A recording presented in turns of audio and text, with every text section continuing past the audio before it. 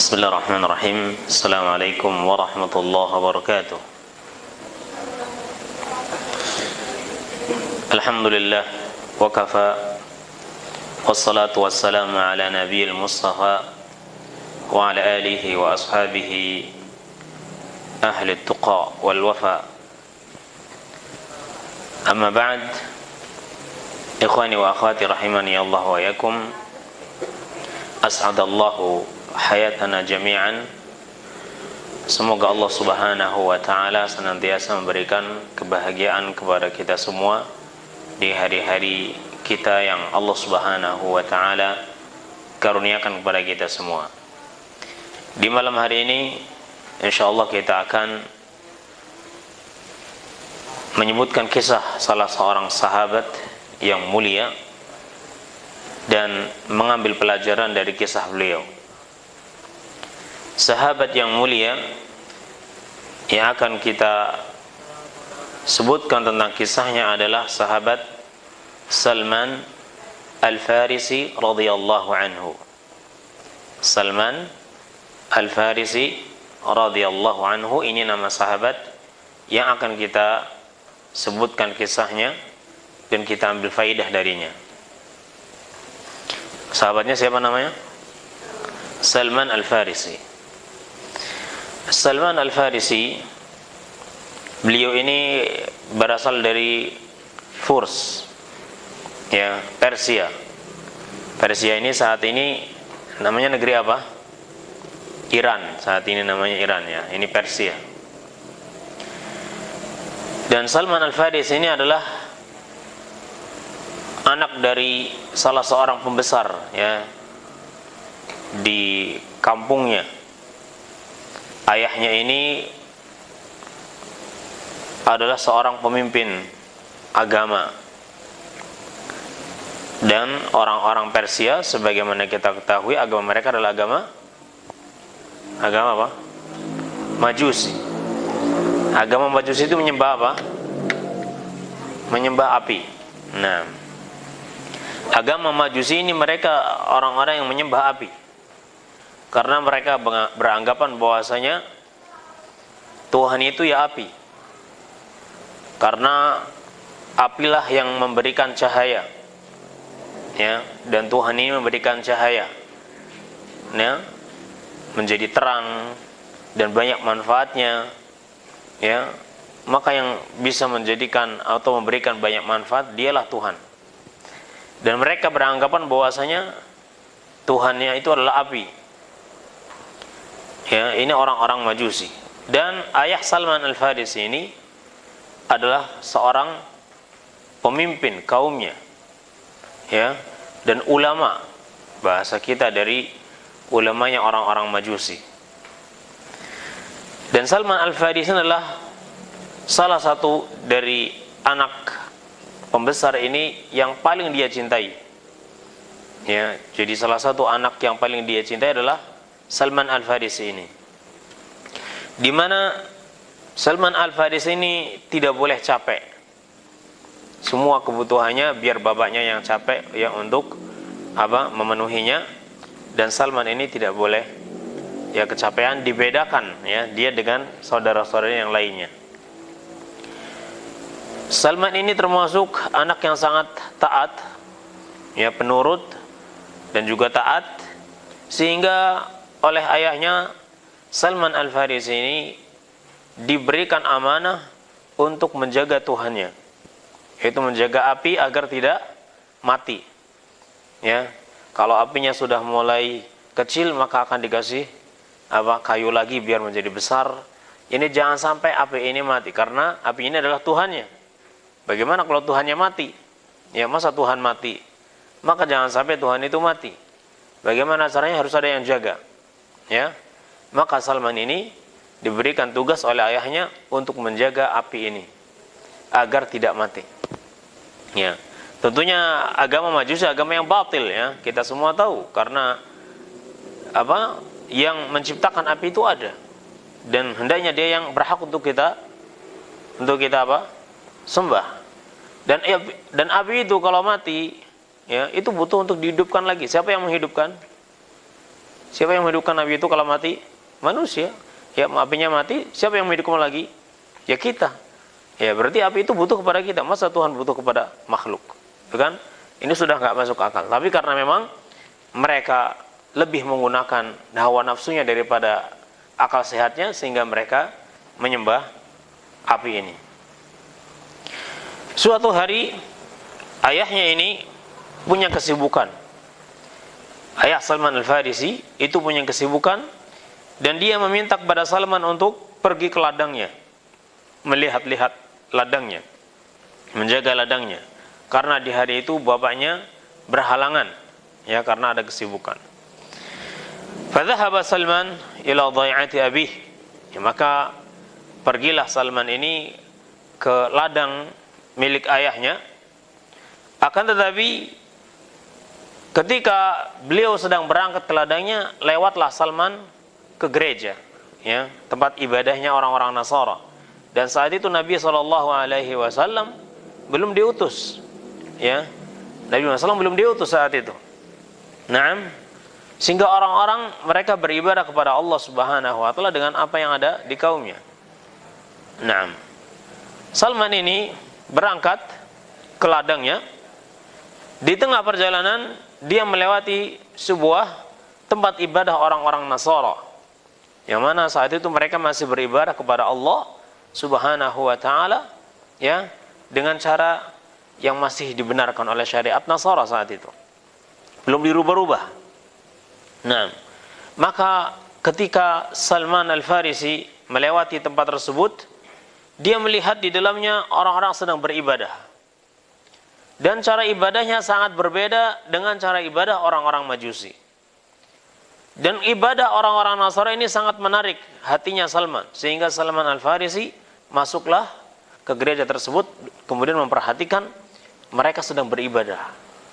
Ya, dilihatlah orang tersebut, orang-orang sedang beribadah kepada Allah Subhanahu Wa Taala, ya, dan kelihatannya mereka begitu tentramnya, mereka begitu nyamannya, ya, mereka merasakan kedamaian di dalam ibadah tersebut. Dan Salman pun ikut merasakan, walaupun saat itu Salman belum beragama Nasara.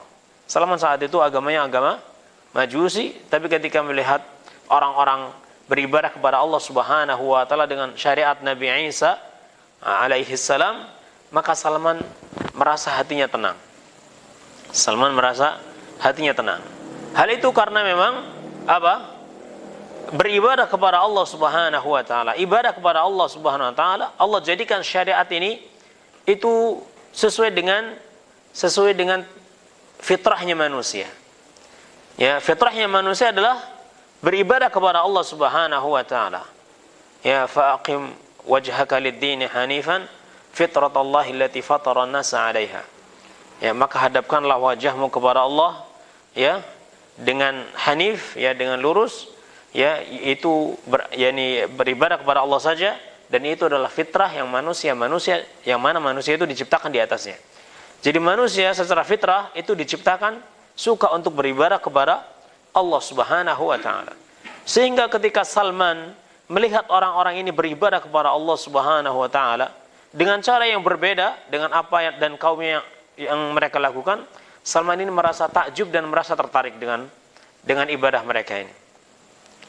Ya, Salman tetap tinggal, ya, berdiam di gereja itu sampai sore hari. Dan dia bertanya, agama apakah ini? Ya, maka dikatakan ini adalah agama Nasara, agama Nasrani. Ya, saat itu Nabi Muhammad belum diutus. Ya, belum ada Islam, agama Islam yang dibawa oleh Nabi Muhammad SAW. Jadi orang-orang beribadah kepada Allah SWT, sebagian ada dengan agama Nasara, sebagian dengan syariat Nabi yang lainnya. Nah, maka dikatakan ini adalah agama Nasara. Agama Nasara itu menyembah siapa? Menyembah Rabbul Alamin, menyembah Allah, sang pencipta alam semesta ini. Maka diajarkanlah Salman bagaimana cara beribadah kepada Allah SWT, dan Salman merasa senang sekali. Ayah Salman, karena hampir sore, sudah sore, anaknya juga belum pulang, maka ayahnya pun mencari Salman, di mana ini anak? Kok udah sore belum pulang? Maka dia mengutus seorang utusan untuk mencari anaknya ini, kemudian pergi ya ke ladang, ditanya apakah tadi Salman datang ke sini, dan penjaga ladang mengatakan tidak, Salman tidak datang ke sini. Maka begitu datang ya, dan itu sudah menjelang malam, ayahnya bertanya, min aina anta ya waladi, dari mana anda ini wahai putraku, ya kenapa hari ini anda ini terlambat, hal dhahabta ila dhai'ah, apakah anda pergi ke kebun tadi? Maka Salman mengatakan la, tidak. Ya, beliau katakan apa adanya. Ya jujur, walaupun mungkin konsekuensinya akan dimarahi atau di mana, tapi kejujuran jauh lebih baik. Qala la, Salman mengatakan tidak. Saya tadi berangkat, ya, ketika berangkat ke ladang, saya melewati sebuah tempat di mana orang-orang sedang beribadah kepada Allah Subhanahu wa taala. Demi Allah, wahai ayahku, sesungguhnya ibadah mereka jauh lebih baik daripada ibadah kita. Maka ayahnya marah dan mengatakan, uskut, diam kau. Ya, sesungguhnya agama kita jauh lebih baik dari agama mereka. Salman mengatakan, la, tidak. Agama mereka jauh lebih baik daripada agama kita. Maka ayahnya marah. Dan kemudian dibelenggulah Salman, dimasukkan ke kamar, kemudian diikat biar dia tidak bisa keluar. Ya. Maka ada orang yang mengunjunginya, ya, orang yang pernah ditanya di gereja tadi, ya, ketika beribadah di kanisa, ada yang mengunjunginya, dia mengatakan, ya, Salman mengatakan, berpesan, kalau nanti ada orang-orang, ya, karena saat itu Salman juga tanya, asal agama ini dari mana? Dari daerah mana? Maka dikatakan padanya, asal agama ini di daerah Syam. Ya, di daerah Syam. Ya, Syam itu sekarang ya Palestina, ya, kemudian Suriah, nah, ini Syam, negeri Syam, nah, Yordan, ya, ini negeri Syam. Baik. Dikatakan asal agama ini dari mana? Ya, dikatakan kepada Salman, asal agama ini adalah dari negeri Syam. Maka Salman mengatakan, jika nanti ada rombongan dari Syam yang ingin pulang ke negeri Syam, tolong beritahu saya ingin ikut bersama mereka. Maka temannya mengatakan, taib, ya, baik, nanti saya kabari anda ketika ada rombongan yang akan pulang ke Syam. Kemudian datanglah, ya, beberapa hari kemudian datanglah temannya ini dan mengatakan bahwasanya rombongan di sana ada rombongan Syam, dari Syam, dan mereka mau pulang, ya, ke negeri Syam.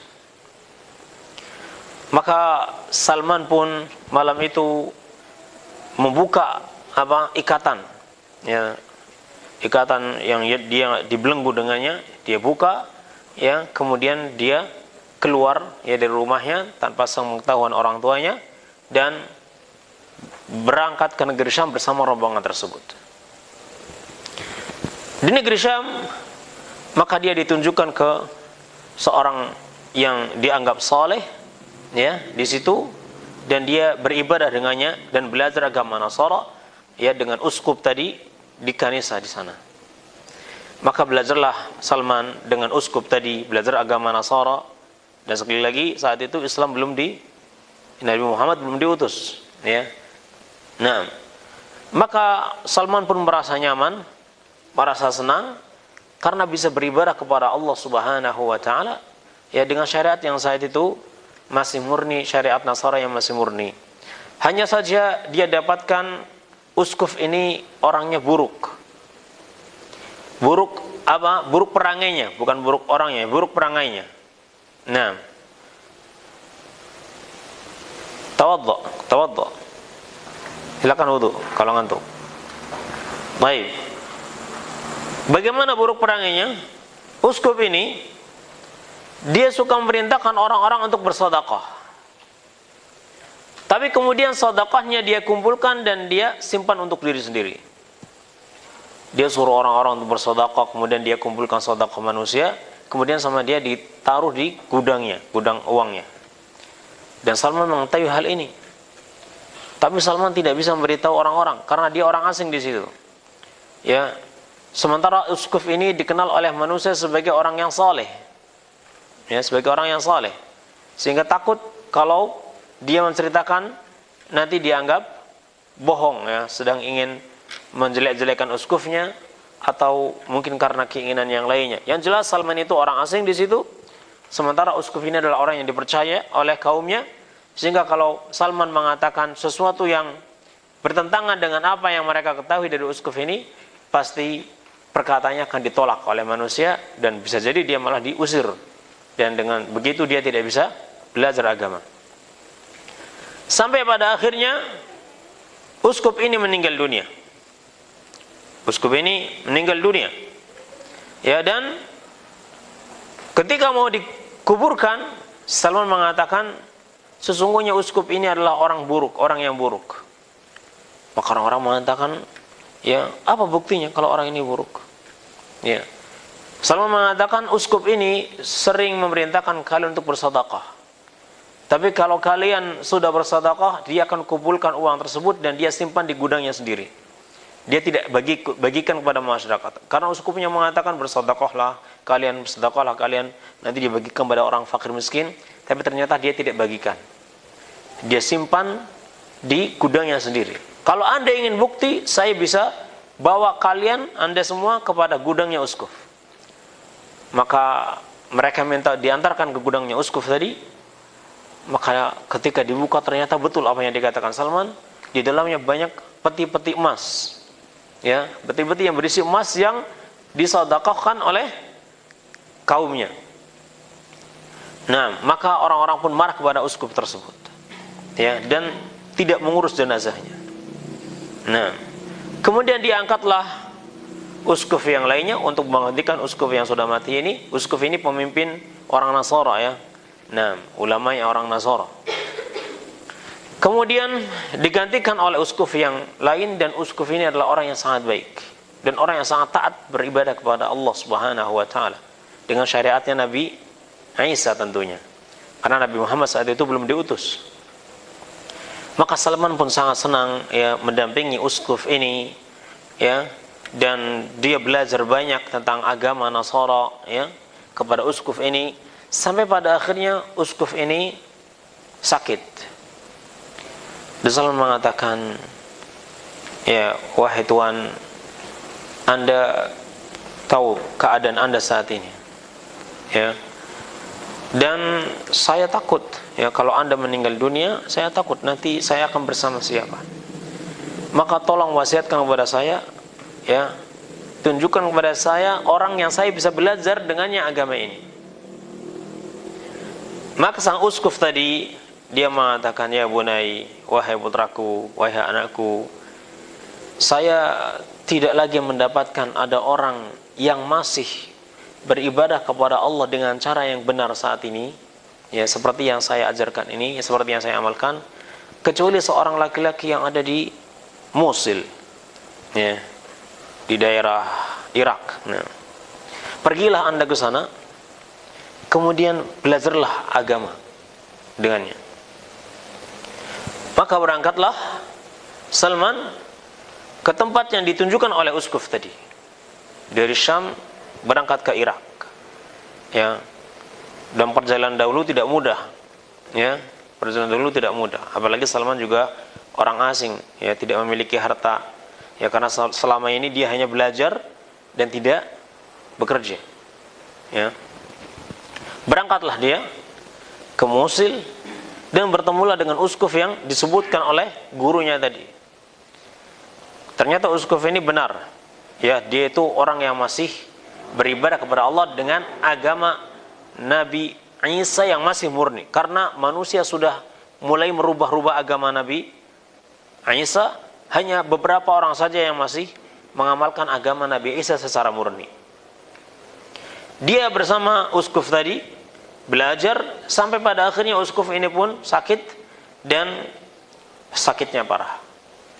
Dia katakan, wahai Tuan, Anda sudah tahu keadaan Anda sendiri, ya, maka tolong wasiatkan kepada saya, kepada siapakah lagi saya harus belajar agama ini. Maka sang uskup mengatakan, wahai putraku, sesungguhnya saya tidak tahu lagi ada orang yang masih beribadah kepada Allah dengan agama Nasara yang masih murni kecuali seorang laki-laki yang berada di Amuriyah. Ya, Amuriyah itu di Syam juga. Maka berangkatlah Anda ke sana, belajar kepadanya.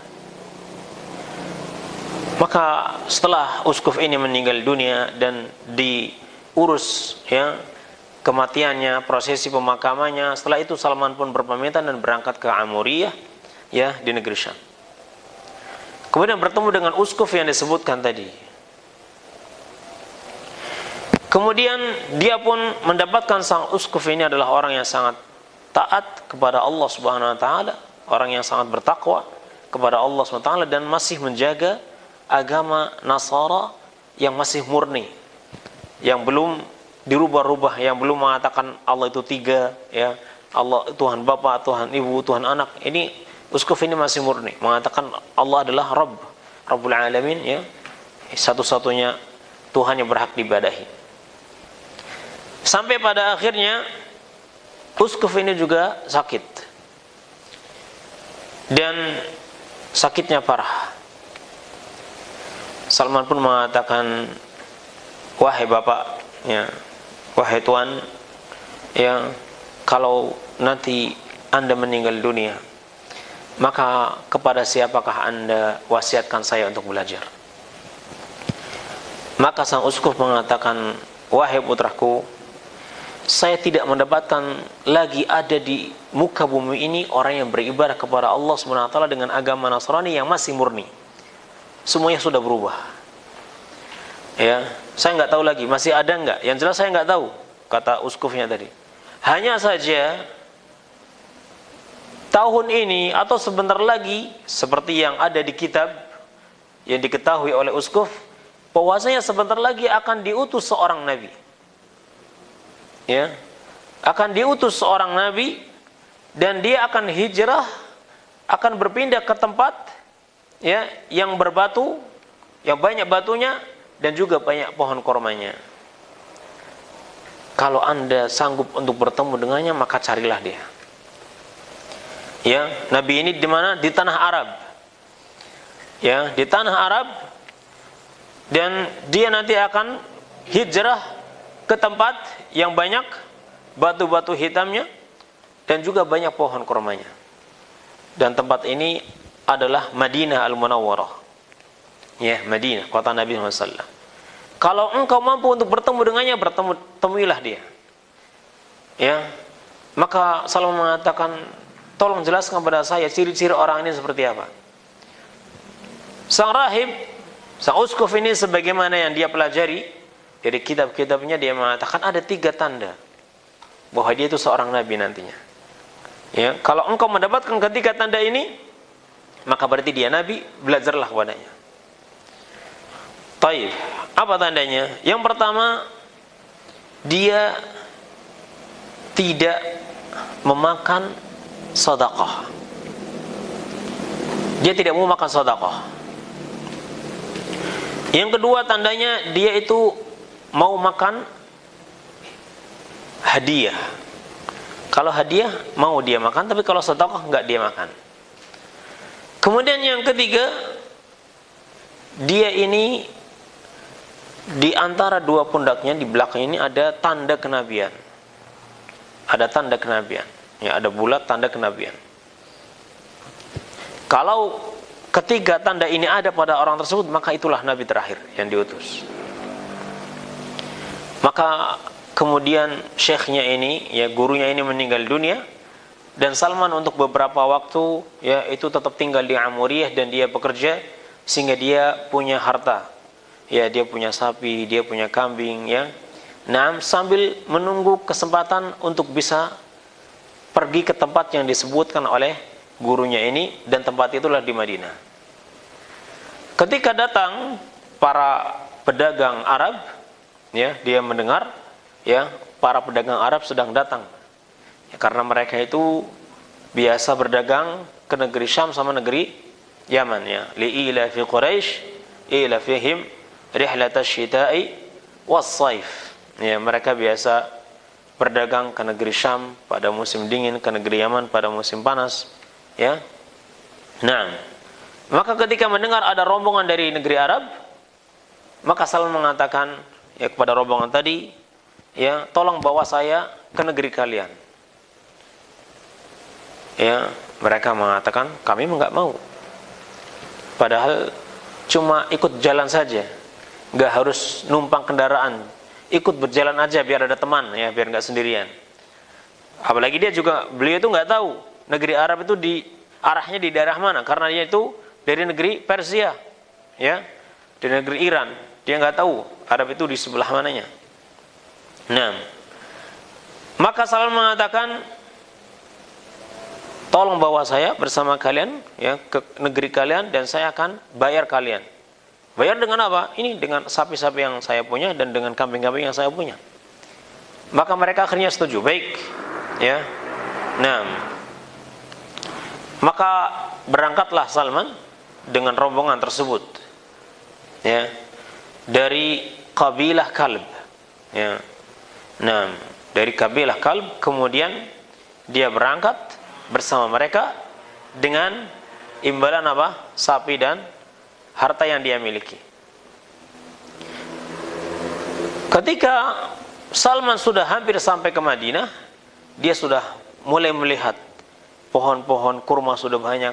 Dia pun semakin tidak sabar ingin bertemu dengan Nabi terakhir. Ya, ingin bertemu dengan Nabi yang terakhir.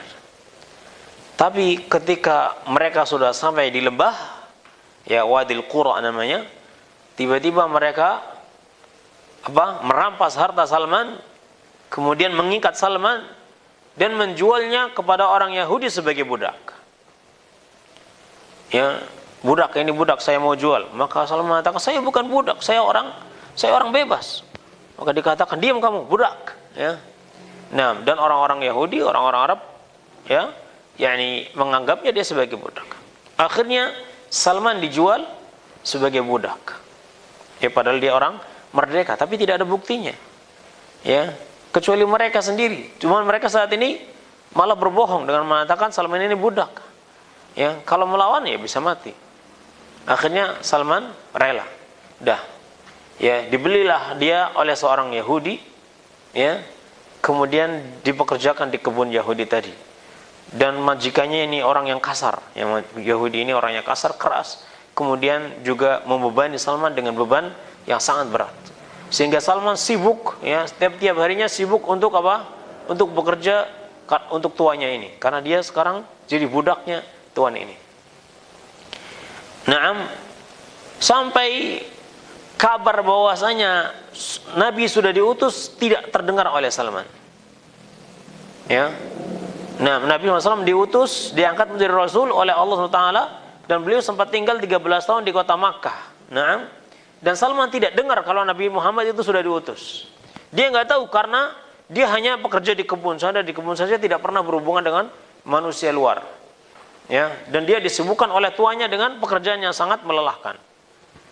Kemudian sampai datang suatu hari ada orang Yahudi yang datang kepadanya tuannya. Ya, ada seorang Yahudi yang lain datang kepada tuannya dan mengatakan, celakalah, ya, orang-orang Aus dan orang-orang Khazraj.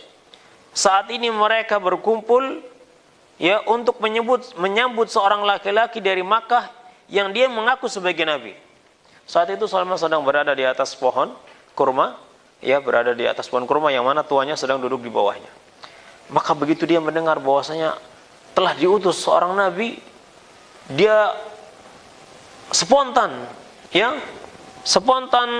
merasa sangat senang dan hampir jatuh dari pohon tersebut. Kemudian dia dengan cepat turun ke bawah dan langsung mengatakan, "Madza qult?" Apa yang Anda katakan tadi?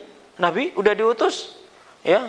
Kemudian majikan Salman ini marah dan menampar pipinya. Tampar. Apa urusanmu? Kerja lagi. Ya, ini bukan urusan kamu. Maka kerja lagi. Salman pun berangkat lagi. Ya, naik lagi dan pikirannya sudah tidak tenang. Dia sudah terbayang-bayang, ya, seorang nabi yang selama ini dia rela meninggalkan kampung halamannya hanya untuk bertemu dengan nabi terakhir ini. Dia lewati fase kehidupannya hanya untuk bertemu dengan seorang nabi ini. Nah, maka menjelang sore Salman teringat dengan wasiat gurunya, ya, bahwasanya nabi ini memiliki beberapa tanda, memiliki beberapa ciri-ciri. Di antaranya dia tidak makan sedekah. Dia makan hadiah dan ada tanda kenabian. Menjelang sore dan Salman mendengar bahwasanya nabi ini datang dengan beberapa sahabatnya yang mana mereka adalah orang-orang miskin. Salman pun sore hari mengumpulkan buah kurma yang jatuh, yang sudah tidak akan dimakan oleh tuannya, dia kumpulkan. Daripada dibuang, dia kumpulkan. Ya masih bagus-bagus tentunya.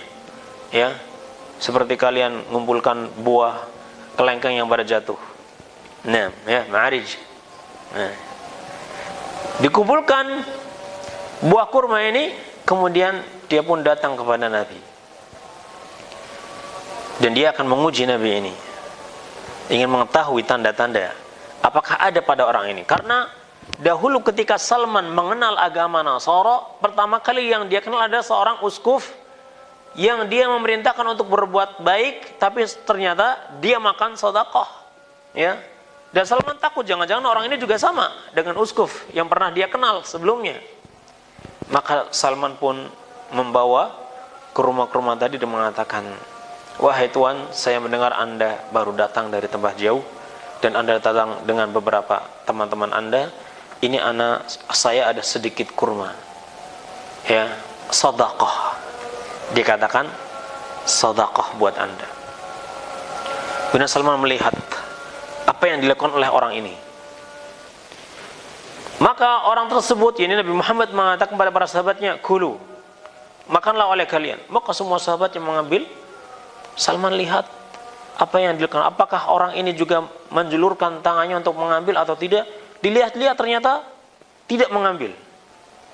Maka Salman senang sekali. Oh, satu tanda ada pada orang ini. Dia tidak mau makan sedekah. Maka beberapa hari kemudian, ya, dia masih ingat ini orang nggak mau makan sedekah. Tinggal tanda yang kedua, dia mau makan hadiah. Maka dia ambil beberapa kurma lagi yang sudah tidak dimakan, yang sudah jatuh, ya, tapi masih bagus, diambil. Kemudian datang lagi kepada Nabi. Dia mengatakan, "Wahai Tuan, yang kemarin saya datang kepada Anda dan memberikan sedekah kepada Anda, dan saya lihat Anda tidak makan sedekah. Maka tolong terima ini sebagai hadiah dari saya. Ya, tolong terima ini sebagai hadiah dari saya." Maka Nabi pun mengatakan kepada para sahabatnya, "Makanlah oleh kalian," dan beliau juga ikut makan. Salman sangat senang sekali. Sekarang hatinya semakin deg-deg, ya. Ini benar nggak Nabi, beneran nggak? Tapi dua tanda yang disebutkan oleh gurunya dahulu benar-benar ada pada orang ini. Dia tidak makan sedekah dan dia makan hadiah. Tinggal satu tanda lagi, yaitu melihat tanda kenabian yang ada di punggungnya. Dan itu bagaimana caranya? Ya, apa mungkin dia mengatakan, "Wahai Tuan, apakah Anda bersedia membuka baju Anda dan saya lihat belakang Anda?" Kan nggak mungkin. Ya, apalagi beliau adalah orang asing di situ. Naam, Salman mencari tahu gimana caranya agar dia bisa melihat tanda kenabian di punggung Nabi sallallahu alaihi wasallam. Telah kita sebutkan sebelumnya bahwasanya Salman Al-Farisi yang berasal dari negeri Persia, ya, yang mana dia asalnya beragama Majusi, yang menyembah api. Setelah itu dia memeluk agama Nasrani, ya, dan dia belajar agama Nasrani kepada beberapa uskup, ya, beberapa pendeta, yang pada akhirnya pendeta yang terakhir yang dia belajar kepadanya menyarankan, ya, sebelum meninggal dunia agar dia pergi ke negeri Madinah karena akan diutus seorang nabi, ya, dan dia akan tinggal di kota Makkah, kemudian akan berhijrah ke Madinah. Maka dia pun berangkat, ya beliau berangkat menuju Madinah dengan meminta bantuan ya para pedagang yang ingin pulang ke Madinah, ke Yathrib. Saat itu Madinah namanya Yathrib. Dengan imbalan harta yang beliau miliki. Karena setelah guru beliau meninggal dunia di Amuriyah, ya, beliau sempat bekerja dan memiliki harta. Kemudian dia meminta agar diantar ke Madinah, ya, ikut bersama para pedagang yang akan berangkat ke Madinah atau pulang ke Madinah dengan imbalan harta yang dia miliki dari sapi dan juga kambing yang dia miliki. Di awalnya ada kesepakatan di antara mereka, ya, tapi kemudian ketika beliau sallallahu alaihi wasallam radhiyallahu anhu sampai ke Wadil Qura, ya, tiba-tiba mereka berbuat zalim kepada beliau, ya, memukul beliau, kemudian menangkap beliau dan menjualnya sebagai budak, ya, menjual Salman Al-Farisi sebagai budak yang kemudian dibeli oleh seorang Yahudi, kemudian dibawa ke Madinah. Naam, maka Salman Al-Farisi radhiyallahu anhu setelah itu beliau disibukkan dengan bekerja untuk tuannya, ya, orang Yahudi ini. Kemudian Nabi SAW diutus oleh Allah di negeri Makkah, sementara Salman sama sekali tidak mendengar bahwasanya Nabi telah diutus. Hal itu dikarenakan Salman Al-Farisi radhiyallahu anhu beliau disibukkan dengan pekerjaan beliau, ya, disibukkan dengan pekerjaan beliau sampai pada akhirnya Nabi SAW berhijrah ke Madinah. Nabi SAW berhijrah ke Madinah.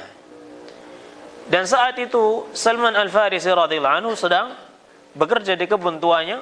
Ya, beliau sedang berada di atas pohon kurma dan kebunnya sedang dan tuannya orang Yahudi ini sedang menunggu di bawahnya. Ya, dan beliau dalam keadaan seperti itu tiba-tiba datang anak paman, ya, orang Yahudi ini. Dan dia mengatakan, orang Yahudi ini mengatakan, ya, celakalah Bani Qailah, ya. Bani Qailah yakni orang Aus dan Khazraj, ya, suku Aus dan suku Khazraj yang tinggal di Madinah. Hari ini mereka berkumpul di Kuba, ya, untuk menyambut seorang laki-laki yang dia mengaku sebagai nabi, ya, dari Makkah yang dia mengaku sebagai nabi. Kata anak paman orang Yahudi ini. Maka begitu Salman, dan saat itu beliau sedang berada di atas pohon kurma, mendengar berita ini, begitu beliau mendengar berita ini, maka tubuhnya langsung bergetar. Ya, sampai Salman mengatakan, tubuh saya bergetar sampai saya takut kalau saya akan jatuh dan menimpa tuan saya, ya, orang Yahudi ini. Maka Salman segera turun dari pohon kurma tersebut dan mengatakan, "Madza qult?" Nah, "Madza qulta?" Apa yang kau katakan tadi? Tolong ulangi apa yang kau katakan tadi. Ya, kemudian tiba-tiba majikannya Salman ini yang Yahudi dia marah. Wa ghadiba, ya, sayyiduhu fa lakamahu lakmatan syadidah. Orang Yahudi ini kemudian menampar Salman dengan tamparan yang sangat keras dan dia mengatakan, "Aqbil ala amalik." Ya, balik kamu ke pekerjaanmu. Ini bukan urusanmu. Emang apa urusanmu dengan hal ini? Maka Salman mengatakanlah, "Syekh, tidak ada. Saya hanya ingin memastikan kabarnya." Kemudian Salman pun naik kembali, bekerja kembali, ya, dan beliau sudah tidak bisa merasa tenang. Ya, teringatlah, ya, apa yang pernah dikatakan oleh gurunya sebelumnya, bahwasanya akan datang ke negeri Madinah ini seorang nabi dan dia memiliki beberapa sifat. Jika engkau mendapatkannya maka berimanlah kepadanya. Ya, gurunya menyebutkan berapa sifat? 3 sifat. Sifat pertama apa? Dia tidak makan apa? Sedekah. Yang kedua dia memakan hadiah, menerima hadiah. Yang ketiga ada tanda kenabian di balik punggung Rasulullah sallallahu alaihi wasallam. Maka di sore hari Salman Al-Farisi mengumpulkan ya buah kurma, kemudian beliau datang ke Kuba. Nah, yang saat itu Nabi SAW sedang berkumpul dengan para sahabatnya di situ. Maka begitu Salman melihat orang ini, beliau langsung tahu kalau orang ini adalah orang yang saleh. Dan dia berbeda dengan yang lainnya. Dari wajahnya sudah ketahuan. Ya, kemudian Salman mengatakan, ya, saya mendengar bahwasanya Anda ini baru datang dengan teman-teman Anda. Dan bahwasanya Anda orang yang sedang membutuhkan bantuan. Ya, maka ini ada sedikit kurma. Ya, saya melihat Anda lah yang paling berhak untuk mendapatkan hadiah ini, mendapatkan sedekah ini. Saya ingin bersedekah untuk Anda. Ya, kemudian Nabi SAW memanggil para sahabatnya dan mengatakan, kulu, makanlah oleh kalian. Dan Salman memperhatikan Nabi SAW, ternyata Nabi tidak menjulurkan tangannya untuk mengambil kurma tadi. Maka Salman tahu inilah satu tanda bahwasanya dia seorang Nabi, yaitu dia tidak memakan sedekah. Setelah itu Salman sibuk bekerja kembali, dan beliau setelah mengumpulkan buah kurma, dan saat itu Nabi sudah pindah ke Madinah. Ya, maka beliau mendatangi Nabi SAW. Dan dia mengatakan, ya, kemarin saya melihat Anda tidak makan sedekah. Maka ini adalah hadiah untuk Anda, ya, sebagai bentuk penghormatan kepada Anda. Maka Nabi SAW pun memakan kurma tadi dan menyuruh para sahabatnya untuk makan. Maka dalam hadis selama dikatakan hadhihi tsaniyah, ini tanda yang kedua. Tinggal satu tanda lagi. Ya, tinggal satu tanda lagi, yaitu apa? Melihat tanda kenabian di balik punggungnya. Salman mencari kesempatan bagaimana ini, ya. Bagaimana ini untuk mendapatkan tanda tadi, untuk melihat tanda tadi, karena itu di balik punggung Nabi SAW yang biasa tertutupi oleh kain beliau. Ya. Maka suatu hari Nabi SAW sedang mengantarkan jenazah salah seorang sahabat yang meninggal dunia, sedang berada di Baqi' Gharqad.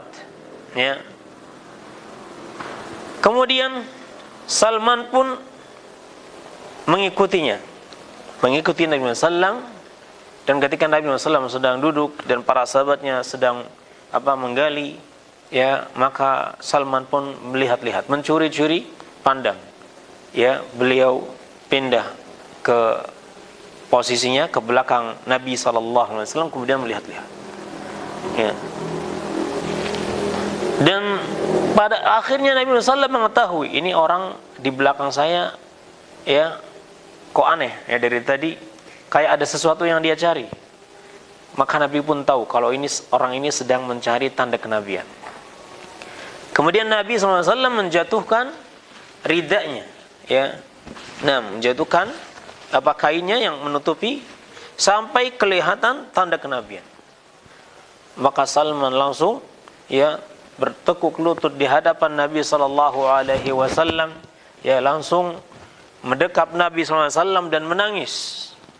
Ya, menangis dari belakang, menangis. Mendekap Nabi dari belakang kemudian menangis. Dan Nabi kemudian menyuruh Salman tahawal, sini, ya, ke arahnya, supaya ke arahnya. Madzabik, ya, ma khabaru, kata Nabi. Ada apa ini? Ya, ada apa denganmu?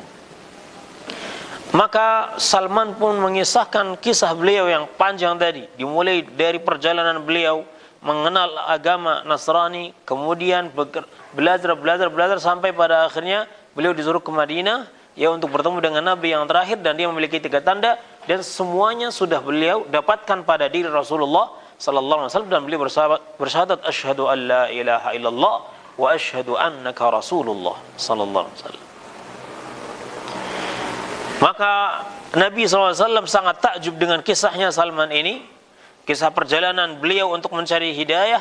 Maka beliau menyuruh agar Salman ini menceritakan kisahnya kepada yang lainnya. Dan di antara yang mendapatkan kisah ini adalah Abdullah bin Abbas, yang saat ini kita sedang membaca riwayatnya. Kemudian setelah itu Salman pun kembali kepada tuannya dan beliau disibukkan karena tuannya tahu kalau Salman ini ya saat ini sedang dekat dengan Nabi Muhammad SAW, maka tuannya ini menyuruh ya Salman untuk bekerja lebih, sehingga Salman tidak ada waktu lagi untuk bertemu dengan Nabi SAW. Sangat jarang, susah untuk bertemu dengan Nabi SAW. Ya, sehingga Salman radhiyallahu anhu tidak sempat ya ikut dalam perang Uhud, tidak ikut dalam perang Badar, tidak ikut dalam perang Uhud, ya, peperangan yang diikuti oleh Nabi SAW sebelumnya. Nah, karena beliau disibukkan dengan pekerjaan beliau kepada majikannya yang seorang Yahudi, dan majikannya tahu kalau Salman ini dekat dengan Nabi SAW, dan majikannya tidak senang dengan hal itu, sehingga Salman itu diberikan beban yang lebih. Sampai pada akhirnya suatu saat ya beliau bertemu dengan Nabi SAW, kemudian Nabi mengatakan, ya Salman, katib nafsak. Ya Salman, katib nafsak. Wahai Salman, bebaskan dirimu dengan minta kepada tuanmu ya dengan imbalan, mukatabah. Nah, mukatabah yakni membebaskan dirinya dari perbudakan dengan membayar ya, dengan membayar harta yang dia miliki. Maka majikannya ini yang seorang Yahudi tidak mau membebaskan Salman kecuali dengan harga yang sangat mahal. Padahal ketika dia yang beli Salman itu dengan harga yang sangat murah, paling 10 dirham. Ya, saat ini majikannya meminta kepada Salman ya imbalan yang sangat besar untuk membebaskan dirinya, yaitu 300 ya pohon kurma ya, tunasnya yang masih muda, minta 300 untuk ditanam dan tidak boleh ada yang mati. Dan tidak itu saja, yaitu meminta emas ya seberat 40 uqiyah ya, seberat 40 uqiyah. 40 uqiyah ya, satu uqiyah ini sekitar apa? yakni 40 dirham. Nah, satu dirham itu sekitar 118 gram emas. Berarti 1 kilo lebih. Ya. Satu dirham ini apa? Seberat 118 gram. Jadi kalau 40 uqiyah sekitar 4.752 gram. 1 gram sekarang berapa? 1 gram itu sekarang 1 gram emas murni itu antara 800 sampai 900 ribu. Ya. Jadi kalau 4.000 kali 800 itu sekitar apa? 4.752 gram. Itu kalau dikalikan dengan harga emas saat ini bisa mencapai 4 miliar. Ya, 4 miliar tahu nggak? Ya, 4 miliar itu nolnya ada berapa? Ada 9. 4 miliar uangnya. Ya, yaitu 4.000 juta. Ya. Nah, itu untuk membebaskan dirinya. Yang 40 uqiyah. Jadi selain minta tebusan 4 miliar ya, dan juga ditambah dengan 300 pohon kurma ya, yang masih muda tunasnya, yang tidak boleh dan kemudian ditanam dan tidak boleh ada yang mati. Kalau ada satu saja yang mati, maka batal. Maka disampaikan kepada Nabi SAW hal tersebut, dan Nabi SAW menyuruh agar para sahabatnya ini membantu Salman. Maka ada orang yang ngasih 10 ya tunas pohon kurma, ada yang ngasih 15, ada yang ngasih 20, ada yang ngasih sekian, sampai terkumpullah 300 apa pohon kurma ini yang masih muda ya tunasnya. Kemudian Salman pun dibantu oleh para sahabat Nabi SAW apa menggali untuk menanam 300 pohon kurma ini ya. Kemudian Nabi sallallahu alaihi wasallam, Nabi sebelumnya mengatakan kalau sudah digali, ya kasih tahu saya, biar saya dulu yang menanamnya. Maka setelah digali 300 ya lubang untuk tunas pohon kurma ini, maka dikabarkan kepada Nabi SAW bahwasanya penggalian sudah siap. Dan Nabi pun dengan tangannya yang mulia ya ikut menanamkan ya pohon kurma ini. Sallallahu alaihi wasallam. Kemudian sisanya dibantu oleh para sahabatnya, dan kemudian ya harus disiram, dirawat sampai pohon kurma ini pada tumbuh ya, dan tidak ada satupun yang mati. Tinggal 40 uqiyah. 40 uqiyah ini bukan perkara yang mudah. Ya. Karena 4.000 atau sekitar 4 kilo, emas 4 kilo. Nah, 4 kilo lebih. Ya. Ini bukan mudah untuk mengumpulkan emas 4 kilo. Ini Faza aja yang juragan emas orang tuanya mungkin nggak sampai 4 kilo. Atau ada? Nah, baik, 4 kilo lebih. Ya, maka kemudian Nabi SAW suatu hari pulang dari peperangan, dan Nabi SAW mencari Salman. Ma fa'al al-Farisi? Apa yang dilakukan oleh Salman al-Farisi itu? Apa yang dilakukan oleh orang Persia itu? Kata Nabi SAW. Yang dipanggil dia. Maka dipanggillah Salman al-Farisi untuk melihat Nabi, untuk bertemu dengan Nabi SAW. Kemudian ketika beliau datang, Nabi memberikan ya sebuah emas ya seukuran telur. Seukuran telur. Nabi SAW memberikan emas seukuran apa? Telur ayam. Maka Nabi mengatakan, khudha fa'addi biha ma 'alaika ya Salman. Ambil ini dan bayarkan ya apa yang kau harus bayarkan dengan emas ini. Maka emas itu diterima oleh Salman al-Farisi dan mengatakan, ya Rasulullah, emasnya ini ringan, enggak sampai 40 uqiyah ya. Nah, enggak sampai 4 kilo ini. Ya, karena emasnya sebesar apa? Telur ayam. Ya, ini kalau ditimbang enggak akan sampai 4 kilo. Maka kata Nabi SAW, adib ya, tunaikan saja, bayarkan saja dengan ini. Maka dibawalah emas tadi. Kemudian dengan mukjizat Allah Subhanahu Wa Taala, Allah jadikan ya berat emas ini sama dengan 40 uqiyah.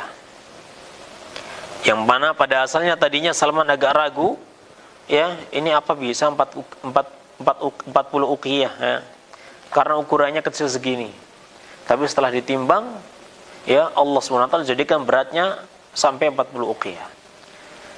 Maka akhirnya Salman pun ya bebas.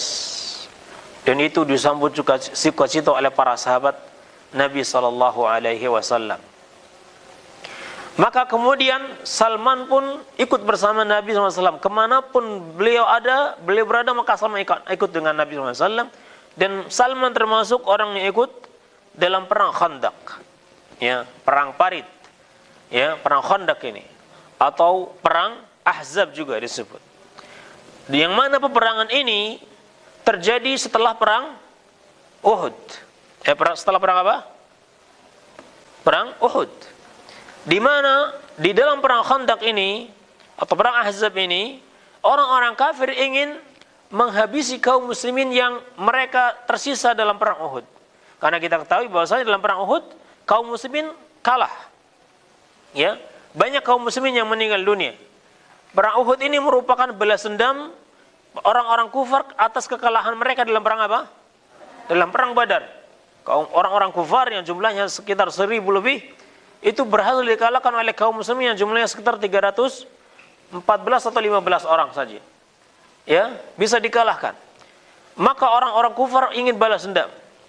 Ya, dan mereka melampiaskan balas dendam mereka dalam perang Uhud, dan akhirnya kaum muslimin kalah dalam perang Uhud, dan itu pun karena ada sebagian orang ya kaum muslimin yang menyelisihi perintah Nabi sallallahu alaihi wasallam. Nah, akhirnya orang-orang kufar berpesta atas kemenangan dalam perang Uhud, kemudian mereka ingin menghabisi sisa-sisa kaum muslimin yang berhasil selamat dalam perang Uhud. Maka mereka mengirim ya surat kepada semua sekutunya, ya, sehingga terkumpullah sekitar 10.000 lebih tentara, dan waktu itu sangat besar kalau 10.000 ya bagi orang-orang Arab. Nah, sehingga disebut dengan perang Ahzab, ya, perang kelompokan, ya, karena ini terdiri dari banyak kelompok sekutu ingin menyerang kaum muslimin yang berada di Madinah. Maka Salman Al-Farisi memberikan ide, ya, memberikan usulan, ya, mengusulkan agar Nabi SAW dan para sahabatnya membuat parit, yang mana ini merupakan strategi perang yang Salman ketahui dari orang-orang Persia. Orang Persia, kita tahu orang Persia, ya, yakni mereka itu di depan benteng mereka itu ada parit, ya, untuk melindungi mereka dari serangan musuh, ada paritnya. Nah, maka buatlah parit yang sangat besar, ya, yang mana orang-orang kafir tidak bisa melewati parit ini. Nah, ya, maka ini disebut dengan perang apa? Khandaq. Khandaq itu apa? Parit. Nah, dan ini salah satu dari usulan siapa? Usulan Salman Al-Farisi. Dan ini merupakan usulan Salman Al-Farisi yang pada akhirnya Allah Subhanahu wa taala berikan kemenangan kepada kaum muslimin dalam perang Khandaq ini, karena orang-orang kufar mereka pulang dengan tangan hampa.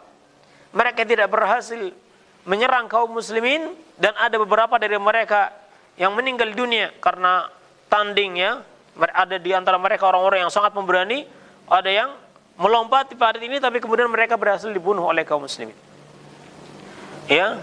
Kemudian datanglah tentara Allah SWT yang berupa angin yang sangat besar, ya, yang memporak-porandakan kemah-kemah mereka, yang pada akhirnya mereka pun pulang, ya, dengan tangan hampa, tangan kosong, enggak berhasil mengalahkan, dan kaum muslimin merasa aman dari mereka tadi.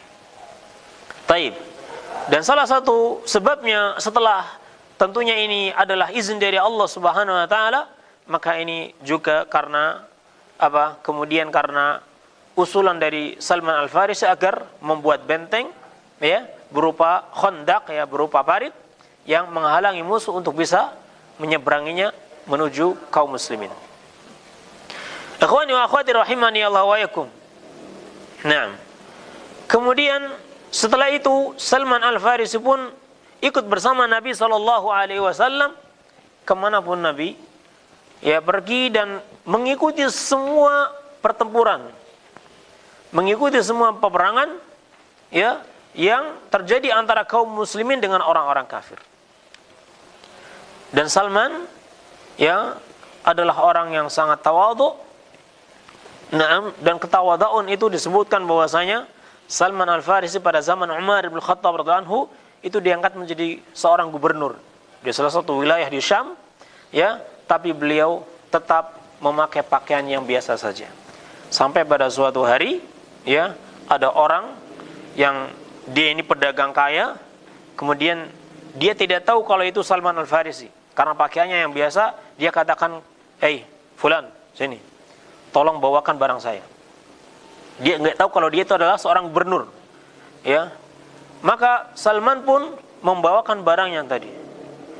Dan di setiap kali ada orang lewat, maka orang-orang mengatakan, "Assalamualaikum." Ya. "Assalamualaikum ya Amir."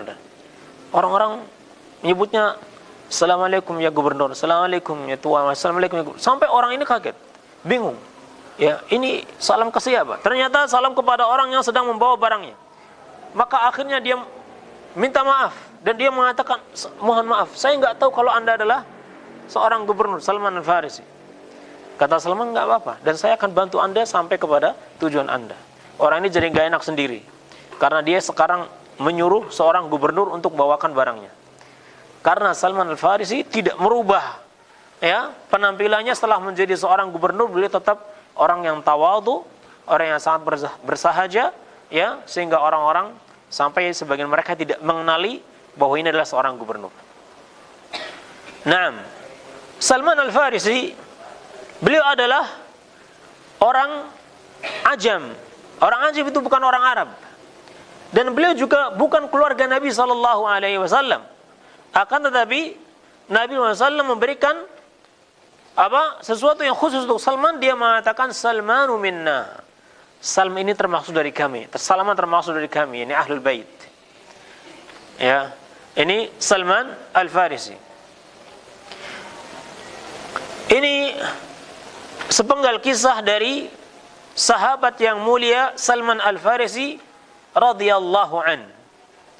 Maka kemudian kita ambil beberapa pelajaran ya dari kisah yang mulia ini.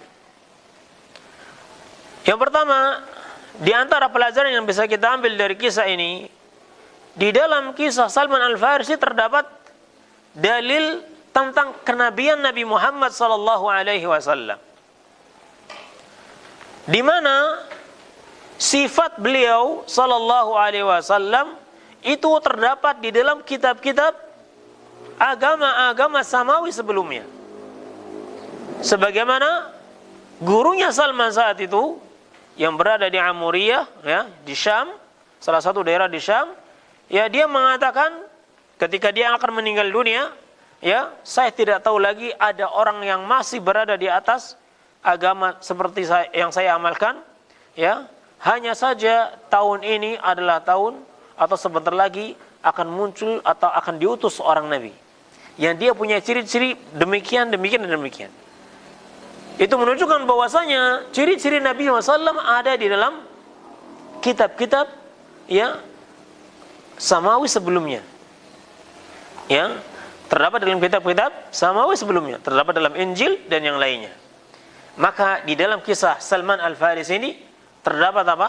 Terdapat petunjuk, terdapat dalil akan kenabian Nabi Muhammad sallallahu alaihi wasallam, dan bahwasanya beliau adalah nabi yang terakhir dan dijadikan oleh Allah sebagai penutup para nabi. Maka betapa beruntungnya orang yang Allah Subhanahu wa taala berikan taufik kepadanya untuk menerima hidayah Islam ini. Ya. Naam. Menerima hidayah Islam ini.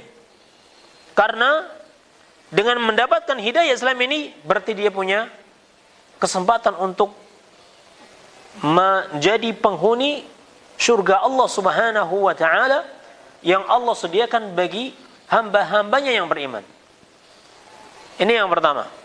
Ya. Yang kedua, faedah yang kedua, bahwasanya hidayah Allah Subhanahu wa taala, bahwa hidayah itu petunjuk untuk menerima agama yang hak itu hanya ada di tangan Allah Subhanahu wa taala. Naam, dan hidayah itu Allah Subhanahu wa taala berikan kepada siapapun yang Allah kehendaki. Dan hidayah itu tidak harus berkaitan dengan apa? Kekerabatan. Naam, bahwasanya orang-orang yang punya kerabat dengan Nabi pasti dia mendapatkan hidayah, tidak.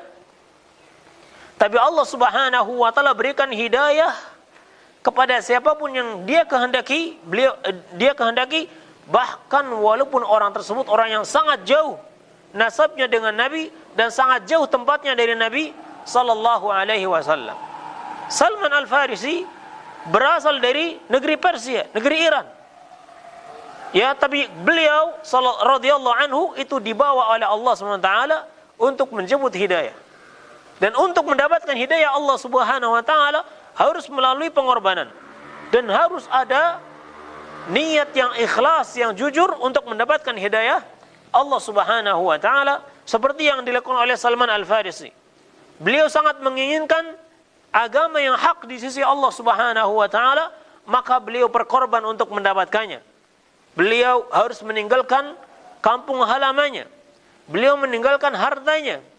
Naam, beliau meninggalkan orang tuanya dan keluarganya demi mendapatkan hidayah Allah Subhanahu wa taala. Dan beliau tidak lelah untuk belajar.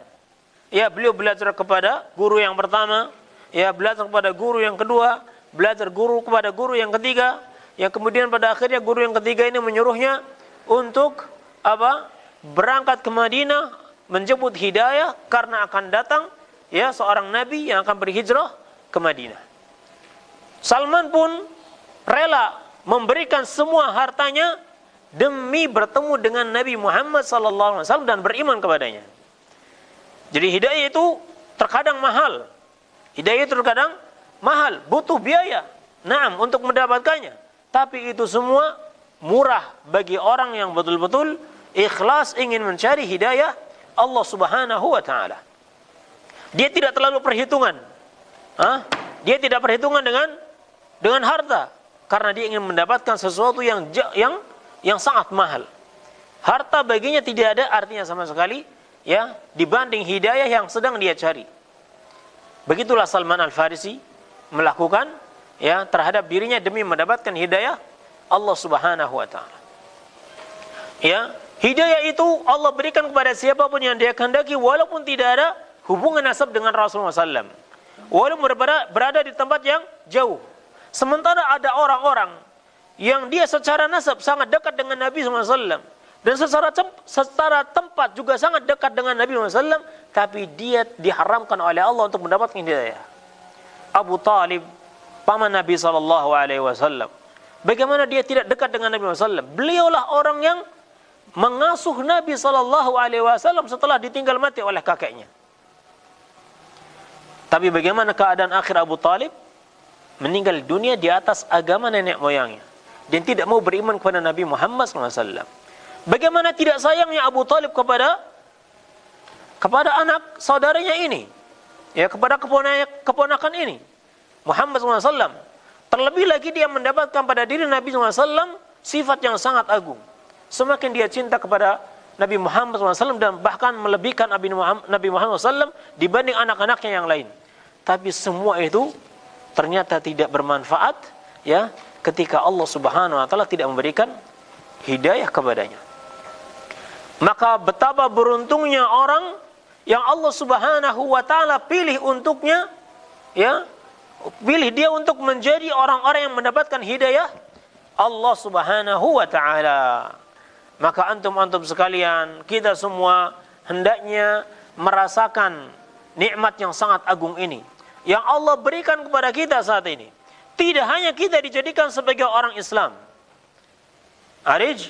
Tidak hanya kita dijadikan sebagai orang Islam, tapi kita juga diizinkan oleh Allah untuk belajar Islam dengan baik. Naam, dikumpulkan dengan orang-orang yang bisa mengajarkan kepada kita Islam yang Allah Subhanahu wa taala ridhai. Islam itu menjadi agama kita. Maka apa yang kita korbankan untuk hidayah ini seolah tidak ada artinya sama sekali.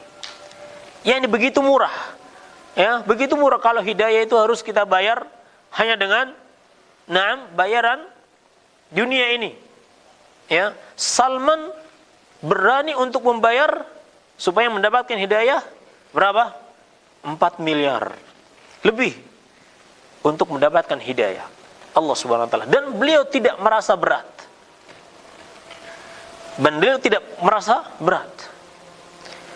Dan bahwasanya Nabi SAW dan para sahabatnya mereka rela untuk mengeluarkan harta mereka demi membantu saudaranya supaya bisa mendapatkan hidayah dari Allah Subhanahu wa taala.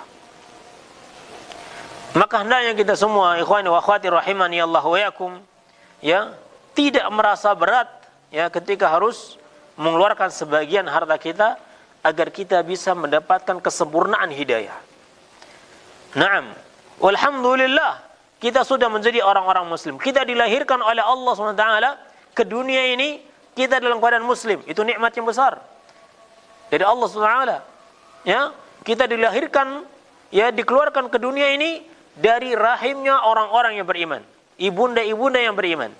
Kemudian kita tumbuh di lingkungan, di keluarga orang-orang yang mencintai Islam ini, dan di antara bukti cinta mereka kepada Islam adalah mereka rela untuk menyekolahkan kalian di ma'had-ma'had, di pesantren-pesantren yang mana dengannya kalian bisa menambah keilmuan tentang Islam ini dan menambah hidayah Anda. Maka jangan sia-siakan nikmat ini. Nah, Jangan pikirkan ya kapan liburnya, ya kapan saya pulang. Nah, saya udah nggak betah misalnya. Ya, ini Allah sedang berikan hidayah kepada antum, dan Allah menginginkan antum mendapatkan hidayah dengan sempurna dengan jalan belajar ini. Ya, maka keinginan itu kita singkirkan terlebih dahulu. Kita harus bersyukur bisa apa? Bisa menjadi orang muslim, dan bersyukur pula karena kita diizinkan oleh Allah untuk bisa menyempurnakan hidayah Islam ini dengan talabul ilmi, dengan belajar. Ya, betapa apa mahalnya hidayah, karena tadi kita sebutkan bahwasanya ada keluarga Nabi SAW yang ternyata mereka tidak mendapatkan hidayah dari Allah Subhanahu wa taala, ya, padahal mereka adalah orang-orang yang sangat dekat dengan Nabi sallallahu alaihi wasallam, sementara kita yang bukan keluarga Nabi sallallahu alaihi wasallam ternyata Allah memilih kita untuk menjadi orang-orang yang mendapatkan hidayah dari Allah Subhanahu wa taala. Baik, ini faedah yang keberapa? Faedah yang keberapa? Yang kalian catat? Faedah yang antum nyatat gak? Kenapa? Menikmati kisahnya, nggak sampai bisa mencatat. Siapa yang mencatat? Nah, faedah yang berapa? Antum berapa itu tulisnya? Pertama, antum berapa? 1. Oh, nah. 1 juga. Nah, ada yang lebih dari 1? Rais, antum mencatat berapa? Nggak nyatat? Nah, tapi masih ingat yang Ustaz sampaikan? Yang pertama apa?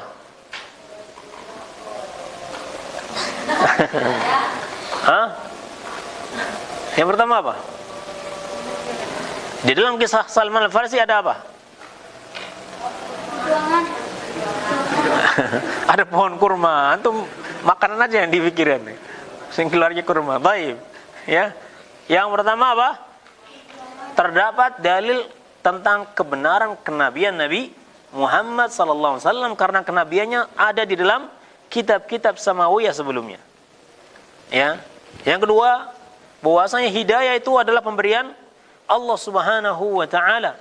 Ya Allah berikan kepada siapapun yang Allah kehendaki. Ya Taufik, limadha la taktub? Tulis faedahnya. Nah, faedah yang ketiga, di dalam kisah Salman Al-Farisi ini ditunjukkan di dalamnya akan kezaliman orang-orang Yahudi dan penentangan mereka terhadap kebenaran. Di dalam kisah ini, di dalam kisah Salman Al-Farisi terdapat apa? Kezaliman, menunjukkan tentang kezaliman orang-orang Yahudi dan penentangan mereka terhadap kebenaran. Mereka tahu bahwasanya yang datang itu adalah seorang nabi. Nabi terakhir mereka tahu, karena ini terdapat dalam kitab mereka. Nah, yang datang ke Madinah saat itu adalah seorang nabi, dan betul-betul nabi yang diutus oleh Allah SWT, dan dia penutup untuk seluruh nabi. Yahudi tahu.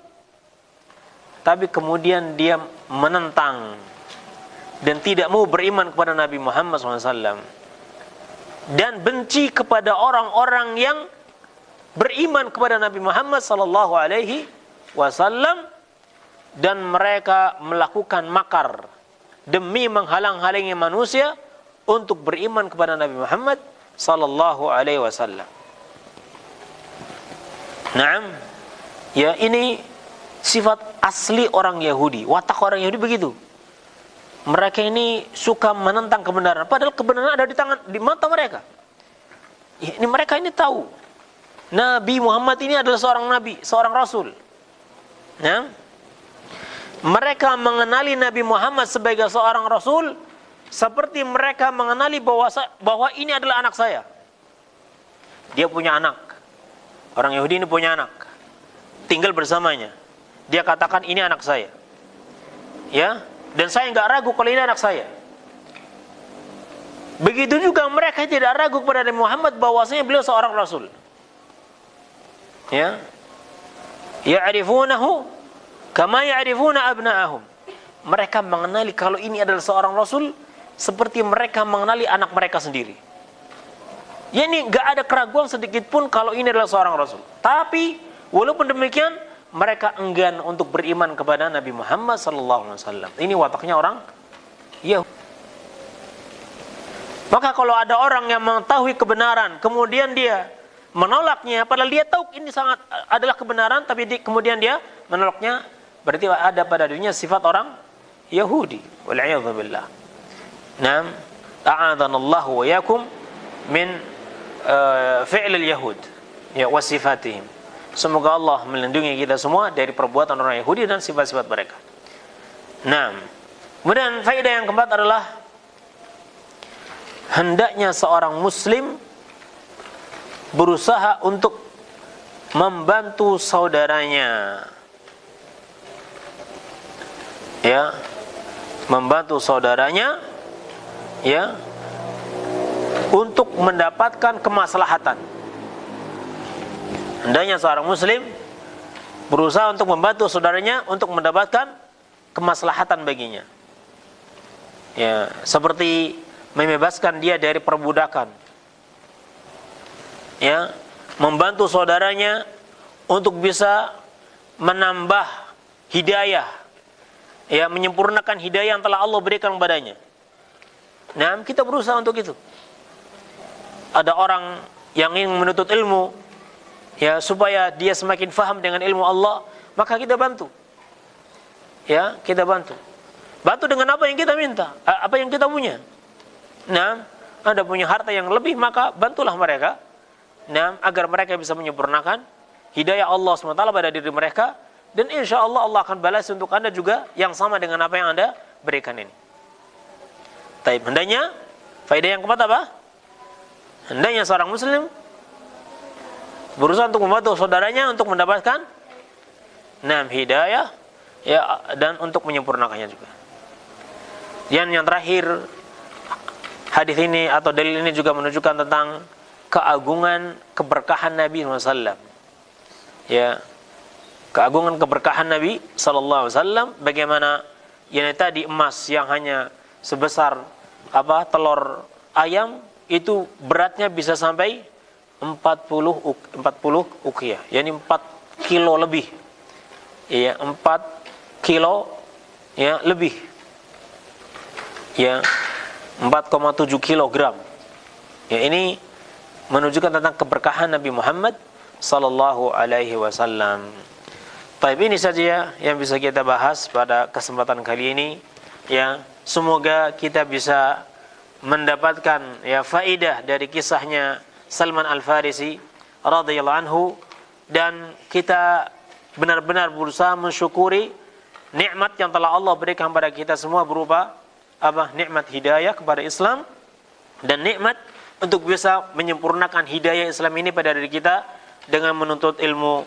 Ya, amin ya rabbal alamin. Wa sallallahu ala nabiyyina Muhammadin wa ala alihi wa sahbihi ajma'in. Subhanakallahumma wa bihamdik asyhadu an la ilaha illa anta astaghfiruka wa atubu ilaik. Assalamualaikum warahmatullahi wabarakatuh.